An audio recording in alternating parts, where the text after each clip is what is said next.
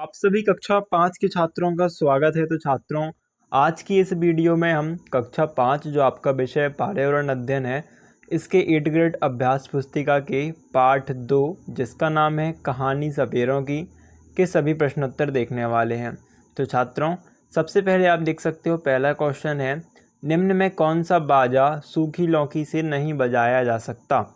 तो बीन, तुम्बा, खंजरी ये सब तो बन जाएगा, पर ढोल नहीं बनाया जा सकता।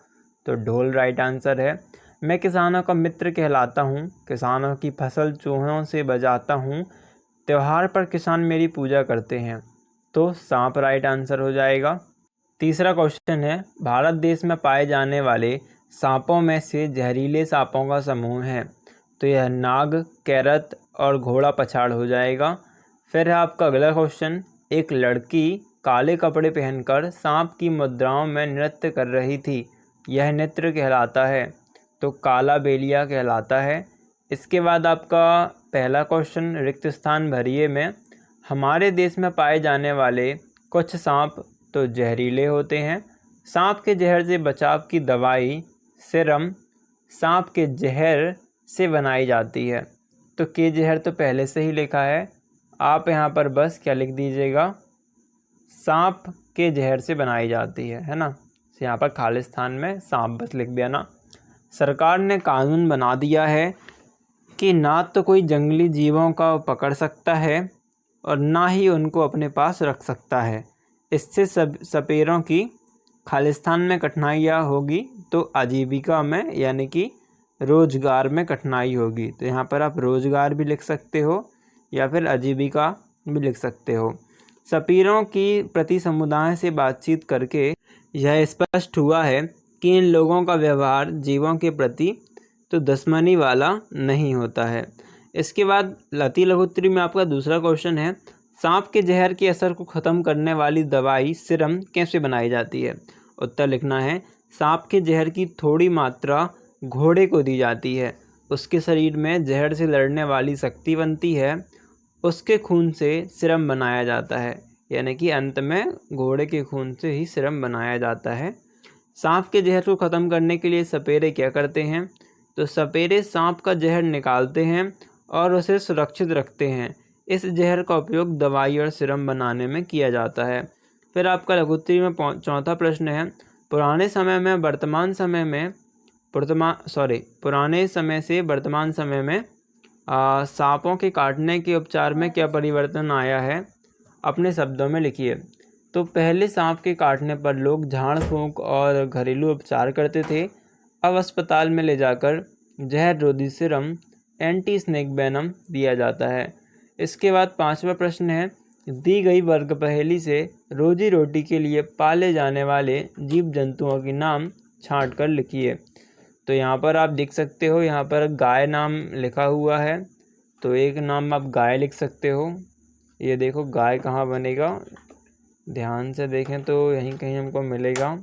बकरा भी यहाँ पर मिल जाएगा, घोड़ा भी मिल जाएगा,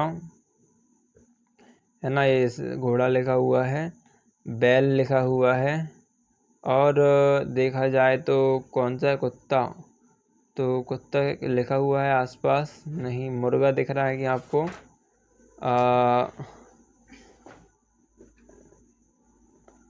नहीं। और क्या दिख रहा है? मेंढक, मेंढक तो रोजी रोटी नहीं चलाता है। और यहाँ पर क्या क्या है आप ढूंढ सकते हैं, है ना। तो इस प्रकार से काफ़ी सारे शब्द आपको मिल जाएंगे, तो ये लिख लीजिएगा आप। और अगला क्वेश्चन देखते हैं हम, क्या है आपका अगला क्वेश्चन, यदि आपका पालतू पशु बीमार है तो आप उसकी देखभाल किस तरह करेंगे? तो मैं उसे साफ जगह पर रखूँगा, साफ पानी और अच्छा भोजन दूंगा और पशु चिकित्सक से उसका इलाज करवाऊंगा। ये उत्तर हो जाएगा। यदि किसी को सांप काट लेता है तो डॉक्टर के आने से पहले प्राथमिक उपचार के लिए क्या क्या उपाय करेंगे? तो व्यक्ति को शांत रखेंगे, काटे हुए अंग को कम हिलाएंगे और उसे तुरंत अस्पताल ले जाएंगे, घाव को काटेंगे या जहर चूसने की कोशिश नहीं करेंगे। ठीक है। इसके बाद है, सरकार ने पशु पक्षियों की सुरक्षा के लिए जो कानून बनाए हैं उससे कौन कौन से रोजगार प्रभावित हुए हैं? आपके विचार में यह कानून सही है या नहीं। तो इन कानूनों से सपोरों जैसे लोगों का रोजगार प्रभावित हुआ है। मेरे विचार में पशु पक्षियों की सुरक्षा के लिए ये कानून सही है, लेकिन प्रभावित लोगों को दूसरा रोजगार भी दिया जाना चाहिए। 9वां प्रश्न है दीर्घोत्तरी प्रश्न। राजू के खेत में सांप को देखकर वहां खड़े लोग उसे मारने का प्रयास करने लगे, परंतु राजू ने उन्हें सांप को मारने से रोका।